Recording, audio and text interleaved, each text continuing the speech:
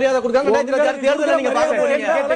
மக்களுக்கு எவ்வளவு மரியாதை கொடுக்க போறாங்க தேர்தல்ல பார்க்க போறீங்க. சாமானியர்கள் கேள்வி கேட்பது நம்ம நிகழ்ச்சியை கட்டுப்பாடு ஒன்னையாவது கடைபிடிங்க.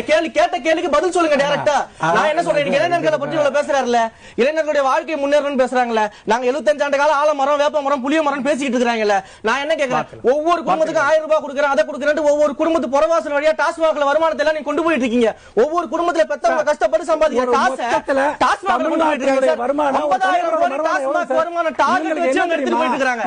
ஒரு அரசு 50,000 கோடி டாஸ்மாக் கிட்ட பெருமையா பேசிட்டு இருக்காங்க. சின்ன இருங்க, உங்களுடைய தேர்தல் அறிக்கையிலோ விஜயோ டாஸ்மாக் மூட போறோம் ஆட்சிக்கு எங்களோட தேர்தல் அறிக்கை வரும்போது நீங்க அதை பாப்பீங்க. கரூருக்கு போய் பாட்டிலுக்கு 10 ரூபான்னு பாடுறாரு. அங்க அந்த வாக்குறுதியை கொடுத்திருக்கலாமே சார். நீங்க தான் அங்க பாடவே விடலையே, நீங்க தான் அங்க பேசவே விடலையே. முதல்ல உங்களுக்கு தான் கரூருக்கு போய் பாட்டிலுக்கு 10 ரூபான்னு பதட்டம் வந்துருச்சு.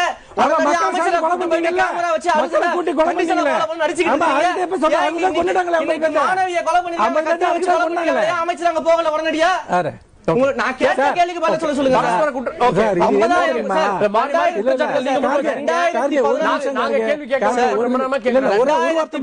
தேர்தல் வாக்குறுதியில முதல் கையெழுத்துல டாஸ்மாக் மூடுறேன்னு சொன்னாங்க சார். இன்னைக்கு வரைக்கும் டாஸ்மாக் மூடுறது 50,000 கோடி வருமானத்தை இன்க்ரீஸ் பண்ணி வச்சிருக்காங்க சார். இதுக்கு என்ன சார் பதில்? முதல் கையெழுத்து டாஸ்மாக் மூடு. முதல்ல அவரை பதில் சொல்ல சொல்லுங்க. அவரை முதல்ல பதில் சொல்ல சொல்லுங்க. நான் 2014 வாக்குறுதி ஆட்சிக்கு வந்தீங்க. ஒரு அடிப்படையான